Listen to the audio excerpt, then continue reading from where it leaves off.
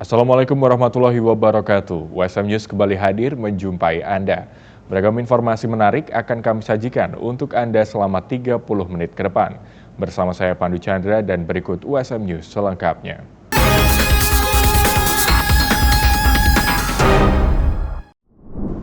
Dukung peningkatan kualitas dalam menciptakan lulusan yang adaptif dengan kebutuhan industri. Universitas Semarang menjalin kerjasama dengan 10 perusahaan. Usai sukses menggelar job fair yang dihadiri ribuan peserta, Universitas Semarang melakoni kerjasama yang dijalin dengan 10 perusahaan baru-baru ini. Ditandai dengan penandatanganan MOU oleh Wakil Rektor 3 WSM, Dr. Muhammad Junaidi SIMH, kerjasama ini menjadi langkah Universitas Semarang dalam meningkatkan kualitasnya dan menyediakan peluang bagi para lulusannya berkarir dalam dunia kerja. Rangkaian kegiatan job fair kita laksanakan yang namanya company gathering, di mana company gathering itu kita laksanakan MOU dan juga beberapa masukan daripada pengguna lulusan alumni USM terutama.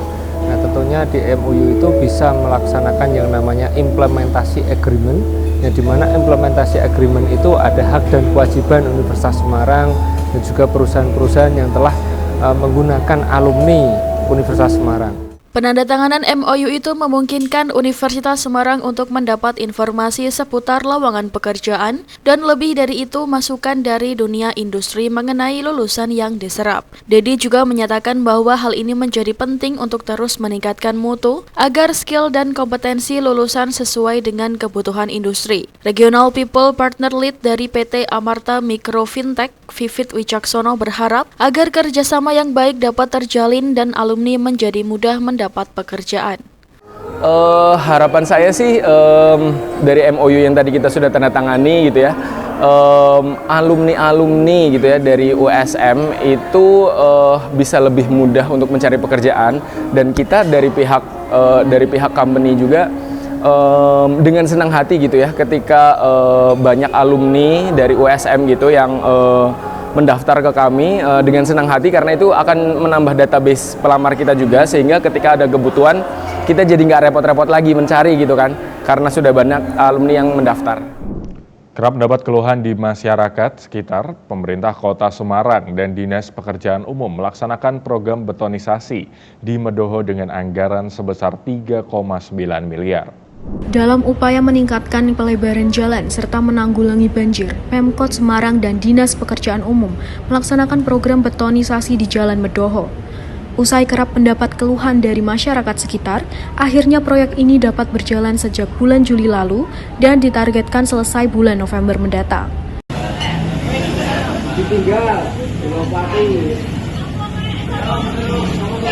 Proyek yang dimulai dari bawah jembatan tol ke arah barat hingga perempatan Jalan Gajah Raya, betonisasi sepanjang 410 meter dengan lebar 9,6 meter dan ketinggian 20 cm. Jadi langkah kerjanya dari saluran dulu diselesaikan biar air segera bisa mengalir dan nanti diikuti oleh betonisasi jalan. Nah, dengan demikian posisi saluran tidak lagi seperti saluran lama yang airnya tergenang di setiap lokasi, tidak mengalir. Sehingga di depan rumah masyarakat semua sudah bersih, lancar, dan bisa melakukan aktivitas sebagaimana biasanya yang normal.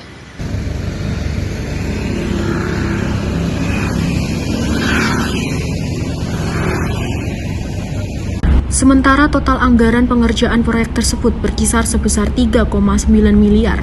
Proyek ini meliputi pelebaran jalan, betonisasi, dan perbaikan saluran. Aman menyampaikan ia juga telah mengadakan sosialisasi kepada masyarakat sekitar guna menjelaskan tujuan dan harapan proyek betonisasi ini. Akibat perbaikan jalan, arus lalu lintas kemungkinan akan terganggu karena mengakibatkan penyempitan jalur. Oleh karena itu, pengendara sebaiknya mencari alternatif jalan lain untuk menghindari macet karena akan tutup satu ruas jalan. Selain itu, aktivitas masyarakat juga sedikit terganggu sebab susahnya akses masuk ke dalam rumah maupun toko. Deklarasi damai Pilkada 2024 di Jawa Tengah berlangsung meriah. Kedua pasang calon Andika Perkasa Hendrar Prihadi dan Ahmad Lutfi Tat Yasin bersepakat untuk menjalankan kampanye dengan damai dan menyenangkan. Deklarasi kampanye damai Pilkada 2024 digelar KPU Jawa Tengah yang diikuti dua pasangan cagup dan cawagup. Andika Perkasa Hendrar Prihadi dengan nomor urut 1 dan Ahmad Lutfi Tachiasin dengan nomor urut 2 Selasa pagi. Kedua pasangan calon hadir di gedung KPU Provinsi Jawa Tengah dengan diiringi partai pengusung serta para pendukung. Dalam acara itu, Ketua KPU Jawa Tengah Handi Triujiono membantu pembacaan deklarasi damai yang diikuti kedua pasangan calon dan partai politik pengusung. Pembacaan deklarasi kampanye damai juga sekaligus penandatanganan prasasti menjadi momentum penting, wujud komitmen kedua paslon untuk menjaga pemilihan Gubernur Jateng 2024 berdasar asas pemilu dan berlangsung dengan damai. Deklarasi ini adalah momentum penting, di mana sebagai warga Jawa Tengah telah kita saksikan bersama komitmen peserta pemilihan dengan meneguhkan niat dan menyatakan sikap untuk bersama-sama berkolaborasi melaksanakan Pilgub Jateng berdasarkan asas pemilu yang langsung, umum, bebas, rahasia, jujur, dan adil, dan bertekad menciptakan Pilgub Jateng 2024 yang damai dan kondusif, mewujudkan demokrasi yang bermartabat, dengan mematuhi dan menaati segala bentuk dan ketentuan yang berlaku, serta menyelesaikan permasalahan sesuai dengan koridor hukum. Besar harapan kontestasi Pilgub Jateng dapat berjalan dengan damai. Sesuai dengan jadwal, kedua paslon dapat memulai kampanyenya terhitung sejak 25 September hingga 23 November 2024. Komisi Pemilihan Umum Kota Semarang terus mengingatkan para calon untuk dapat mengikuti aturan kampanye yang telah diterbitkan. KPU menggarisbawahi tiap calon perlu untuk memperhatikan perizinan kampanye, daerah yang diperbolehkan, dan pelaporan. Masa kampanye telah resmi dimulai. Usai pengundian nomor pada Senin lalu, para calon akan melaksanakan kampanye untuk mengenalkan program kerjanya pada masyarakat. Masa kampanye akan berlangsung dari 25 September 2024 hingga 23 November mendatang. Dalam menjalani masa kampanye, Komisi Pemilihan Umum Kota Semarang terus mengingatkan para pasangan calon untuk mengikuti aturan kampanye yang telah diterbitkan. Pemilihan lokasi untuk berkampanye telah melalui koordinasi dengan Pemkot Semarang. Sesuai peraturan KPU atau PKPU, ada sejumlah tempat yang dilarang untuk berkampanye, antara lain tempat ibadah, kantor pemerintahan, pendidikan, dan instansi TNI Polri. Untuk biasanya kita akan mengacu pada peraturan wali kota tentang titik-titik larangan. Jadi kita yang dilarang mana saja, seperti dekat dengan sekolah, tempat ibadah, terus nggak boleh melintang jalan, seperti itu. Jadi pada dasarnya kita memberikan keleluasaan selama tidak melanggar, gitu aja. Selain itu, dalam masa kampanye, KPU Kota Semarang menghibau para paslon untuk dapat mendaftarkan para relawan beserta akun media sosialnya. Hal ini dilakukan KPU untuk menghindari akun media sosial serta individu yang tidak dapat dijamin pertanggungjawabannya. Penggunaan akun media sosial itu diharapkan dari tim kampanye itu untuk mendaftarkan akunnya. Jadi satu media sosial itu maksimal 20 akun. Gitu. 20 akun itu termasuk pribadi yang akun calonnya atau sudah Pak? Ya, semua yang mengkampanyekan mengkampanye supaya orang memilih dari pasangan calon itu ya masuk gitu. Ya, kami harapkan untuk tim kampanye untuk mendaftarkan itu secara legal ya. Jadi supaya tidak ada akun liar yang khawatirnya nanti tidak ada pertanggungjawabannya, ini akunnya siapa dan sebagainya. Nah itu tadi juga kami singgung tentang keberadaan relawan, itu di mana relawan itu kedepannya juga diimbau untuk mendaftarkan pada kami. Jelang Pesta Demokrasi Pemilihan Kepala Daerah 2024, Polres Jepara menggandeng Ikatan Jurnalis Televisi Indonesia, Korda Muria Raya bersama-sama memerangi berita hoaks dalam menjaga kondusivitas. Semakin dekat tahapan Pilkada 2024, patroli cyber Polres Jepara kian ditingkatkan. Dibalut dalam pelatihan jurnalistik dengan dihadiri pegiat media sosial, mahasiswa, pelajar, dan masyarakat umum di Kabupaten Jepara, Polres Jepara dan HT Korda Muria Raya getol kampanyekan perangi berita hoaks. Kapolres Jepara AKBP Wahyu Nugroho Setiawan mengaku peran jurnalis dalam menyampaikan informasi memang cukup besar. Sehingga dengan adanya pelatihan kali ini, para peserta bisa lebih memahami dan membuat karya jurnalistik agar nantinya dapat memilah informasi pemberitaan yang benar maupun hoaks. Apalagi serangkaian tahapan Pilkada 2024 yang dilewati, diharapkan kegiatan pelatihan jurnalistik kali ini turut serta mampu menjaga kondusivitas menciptakan suasana sejuk, aman, dan damai. Kapolres menambahkan selain kegiatan tersebut, Kapolres Jepara dalam momentum Pilkada 2024 ini juga gencar melakukan patroli cyber, mencegah konten yang sifatnya berita hoaks maupun konten yang berunsur polarisasi keutuhan masyarakat.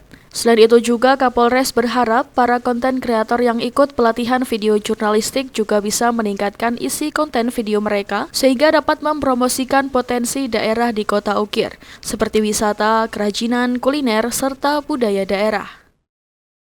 Khususnya kepada anggota Polres Jepara beserta beberapa dari eksternal tadi pegiat media sosial. Tentunya selain untuk meningkatkan kemampuan teman-teman di dalam membuat konten atau konten kreator, tapi juga kita bagaimana belajar untuk membuat jurnalisme yang positif. Karena hal ini penting, kita sudah berada di tahapan pemilu dan memasuki tahapan kampanye ya. Bagaimana kita bisa menciptakan suasana yang sejuk sehingga selama pilkada ini nantinya tetap aman, damai, menghasilkan pemimpin-pemimpin seperti yang diharapkan. Sangat-sangat membantu karena saya sebagai konten kreator, jadi sangat membantu sekali dengan adanya pelatihan jurnalistik di Jepara. Kreator kan dilihat dari kondisi di lapangan, kalau jurnalistik kayak ada pakemnya dan ada standarnya. Sementara Ketua HT Korda Muria Raya Ihwan Miftahudin mengakui sinergitas institusi kepolisian dengan jurnalis menjadi salah satu pilar memperkuat keutuhan bangsa. Pihaknya berharap jurnalisme positif yang terus kampanyekan memberi pencerahan kepada masyarakat untuk dapat bersama-sama sukseskan Pilkada 2024. Pada kesempatan pagi hari ini sangat berbahagia kami dari HT Muria Raya diajak bekerjasama dengan Polres Jepara untuk membuat pelatihan handal melaporkan dalam rangka menghadapi Pilkada serentak pada November mendatang. Dengan pelatihan ini harapan kami adalah bisa memberi pembelajaran atau memberikan masukan kepada para anggota maupun peserta pelatihan ini untuk bagaimana membuat sebuah pemberitaan yang positif, apalagi ini untuk menjelang pilkada yang akan dilaksanakan 27 November mendatang. Dengan pelatihan ini tentunya harapan kami bisa meminimalisir adanya berita-berita hoaks tentunya dalam rangkaian pilkada yang akan datang. Kemudian yang selanjutnya, kami dari HT Muria Raya juga tidak henti-hentinya menyuarakan untuk mengusung jurnalisme positif dalam rangka menghadapi pilkada ini, dengan harapan pada pelaksanaan nanti bisa terjadi kondusivitas dan pemilu atau pilkada bisa berjalan dengan aman dan lancar.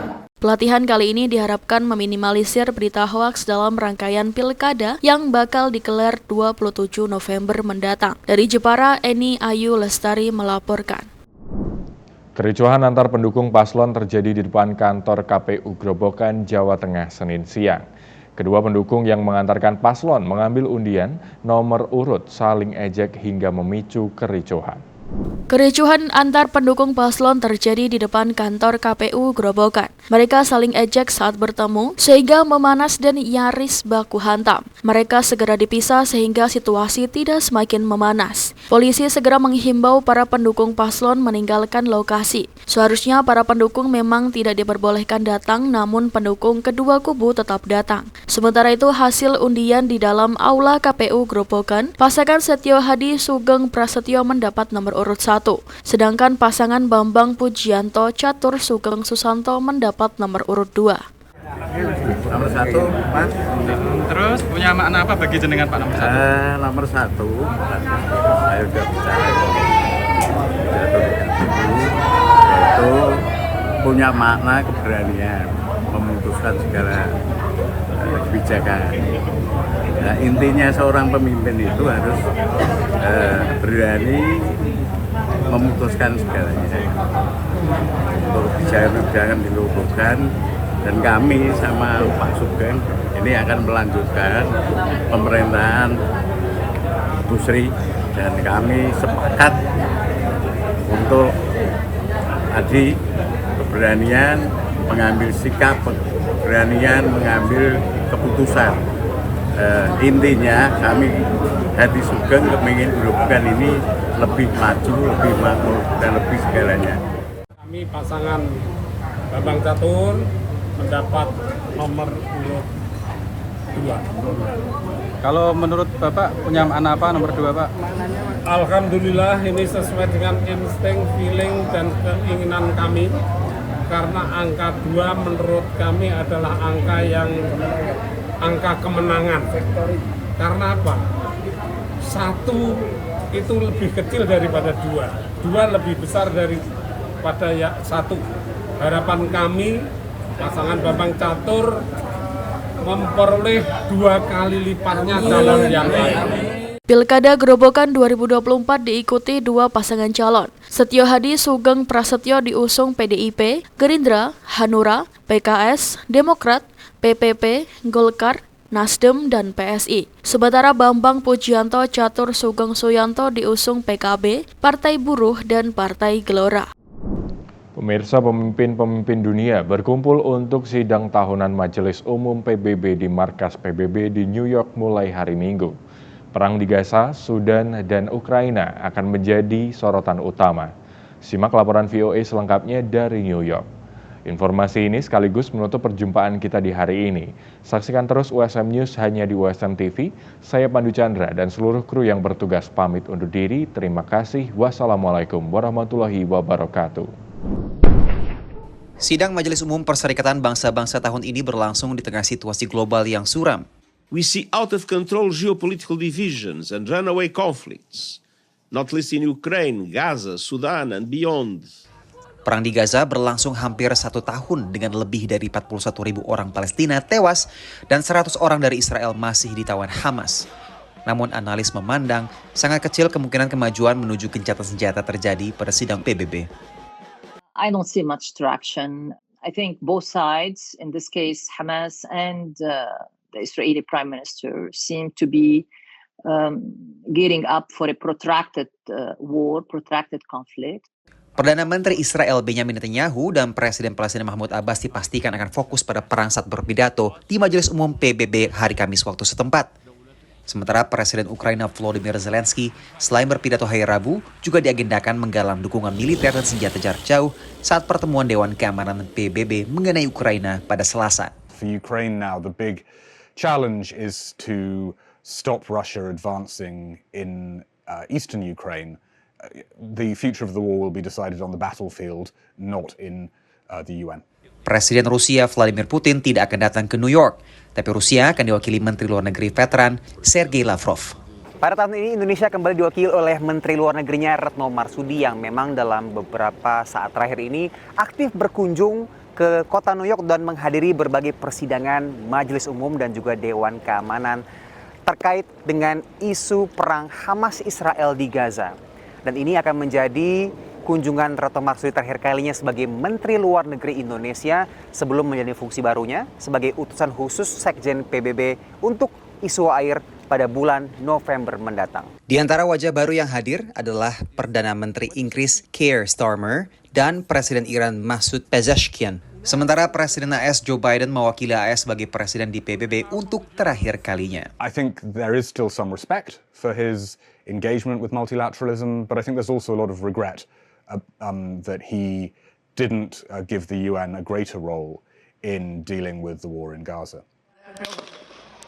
Menyusul 2 upaya pembunuhan terhadap mantan Presiden Donald Trump, VOA mengkonfirmasi apakah Amerika Serikat dapat menjamin keselamatan lebih dari 130 presiden dan Perdana Menteri yang akan datang ke kota New York. We have pulled out all the stops. New York City has police everywhere. Diplomatic security is supporting Secret Service to also provide security for all the heads of state who will be here in town. Para diplomat juga akan bertemu untuk membahas perang di Sudan. Meski ada banyak inisiatif internasional, tapi belum ada gencatan senjata dan pertempuran selama 17 bulan telah menyebabkan lebih dari 10 juta orang mengungsi dan jutaan orang kelaparan. Dari kota New York, Randy Wicaksana dan tim VOA.